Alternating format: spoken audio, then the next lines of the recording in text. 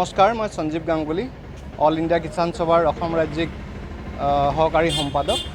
আমি ইয়াত আজি গোট খাইছোঁ আমাৰ যোৱাকালি যিসকল আৰ্মিৰ মানুহ যিসকল শ্বহীদ হ'ল পাকিস্তানৰ ক্ৰছ ফায়াৰিঙত, তেখেতসকলক শ্ৰদ্ধাঞ্জলি দিবলৈ। আমাৰ অসমৰো এজন তেখেত দীনেশ কুমাৰ শৰ্মা, লান্স নায়ক, তেখেতো শ্বহীদ হৈছে।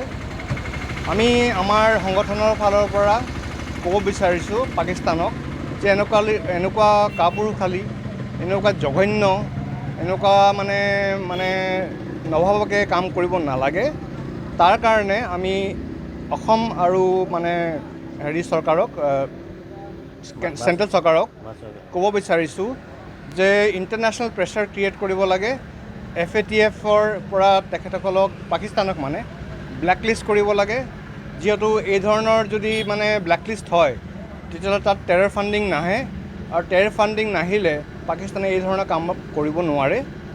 আমি আৰু এটা কথা ক'ব বিচাৰিছোঁ যে সকলো সংগঠন বা সকলো ৰাইজে যাতে এই ঘটনাটোক লৈ কোনো ধৰণৰ সাম্প্ৰদায়িক চিন্তা চৰ্চা নকৰে, কোনো ধৰণৰ যাতে সাম্প্ৰদায়িক বিভাজন নহয়, সেইখিনি কথাকে কৈ আমি বিচাৰিছোঁ যে অসমলৈ, ভাৰতবৰ্ষলৈ আৰু পৃথিৱীত যাতে শান্তি বিয়পাই থাকে।